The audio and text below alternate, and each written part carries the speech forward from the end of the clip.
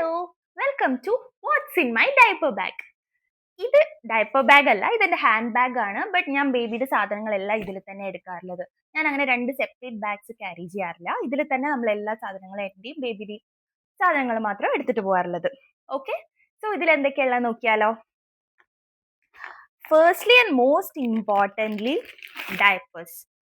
Diaper ഞാൻ ഒരു 2-3 എടുക്കും. ഇതിപ്പോ നമ്മൾ ഉച്ച തൊട്ട് ഈവനിങ് വരെയുള്ള ഒരു ചെറിയ ഔട്ടിംഗ് ആണ്. എന്നാലും ഞാനൊരു 3 ഡയപ്പർ സേഫർ സൈഡിന് കയ്യിൽ വെക്കാറുണ്ട്. അപ്പോൾ ഡയപ്പർ മാറ്റാൻ വേണ്ടിയിട്ട് ഡയപ്പർ ചേഞ്ചിങ് മാറ്റ് ഇതിൽ കിടത്തിയിട്ട് ഡയപ്പർ ചേഞ്ച് ചെയ്യും, അത്രേ ഉള്ളൂ. പിന്നെ ഒബ്വിയസ്ലി ഡയപ്പർ ചേഞ്ച് ചെയ്യാൻ വേണ്ടിയിട്ട് ബേബി വൈപ്സ് എടുത്തിട്ടുണ്ട്. ഇത് ഞാൻ ചെറിയ പാക്കറ്റ്, ഇത് ഞാൻ ട്രാവൽ ഫ്രണ്ട്ലി പാക്കറ്റ് എടുത്തിരിക്കുകയാണ്. വീട്ടിൽ നമ്മൾ കുറച്ചുകൂടെ വലിയ പാക്കാണല്ലോ ഓഫ് കോഴ്സ് ഉപയോഗിക്കുക. അപ്പം അത്, പിന്നെ ഡയപ്പർ ചേഞ്ച് ചെയ്യുമ്പോൾ ഇടാനുള്ള ഡയപ്പർ റാഷ് ക്രീം, അതും ട്രാവൽ ഫ്രണ്ട്ലി ആയിട്ടുള്ള ഒരു റാഷ് ക്രീമിൻ്റെ പാക്ക്. പിന്നെ ഇത് നമുക്ക് എന്തെങ്കിലും ആവശ്യത്തിനുള്ള ടിഷ്യൂസ്, മേ ബി അവൻ വോമിറ്റ് ചെയ്യോ അങ്ങനെ എന്തെങ്കിലും ചെയ്യുകയാണെങ്കിൽ ടിഷ്യൂ, ഒരു എക്സ്ട്രാ ക്ലോത്തും എടുത്തിട്ടുണ്ട് എന്തെങ്കിലും അത്യാവശ്യത്തിന് യൂസ് ചെയ്യാൻ.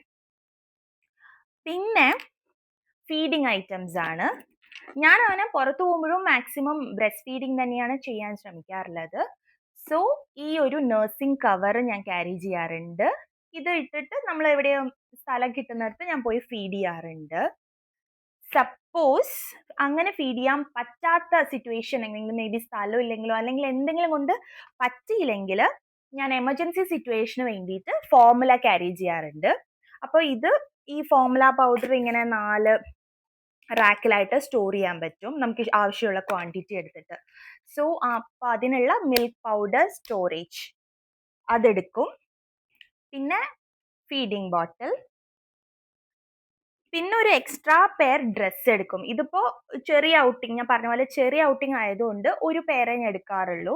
കൂടുതൽ നേരമാണെങ്കിൽ മേ ബി ഞാൻ 2-3 പെയർ എടുക്കാറുണ്ട്.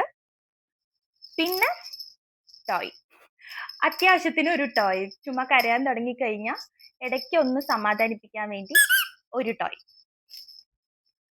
അത്രേ ഉള്ളൂ. ബേബിയുടെ ഈ എസെൻഷ്യൽസ് ഇത്രയേ ഉള്ളൂ. ഫസ്റ്റ് ഇനീഷ്യൽ സ്റ്റേജസിൽ ഞാൻ പുറത്തു പോകുമ്പോൾ ഞാൻ ഒരുപാട് സാധനങ്ങൾ ക്യാരി ചെയ്യാറുണ്ടായിരുന്നു.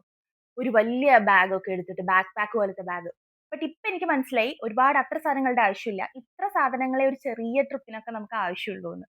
സോ ഇതൊക്കെയാണ് എസെൻഷ്യൽസ്. പിന്നെ എൻ്റെ വാലറ്റും. അത്രേ ഉള്ളൂ. Thanks for watching. അപ്പോൾ എല്ലാവർക്കും ഇഷ്ടപ്പെട്ടെങ്കിൽ ലൈക്ക്, ഷെയർ ആൻഡ് സബ്സ്ക്രൈബ്.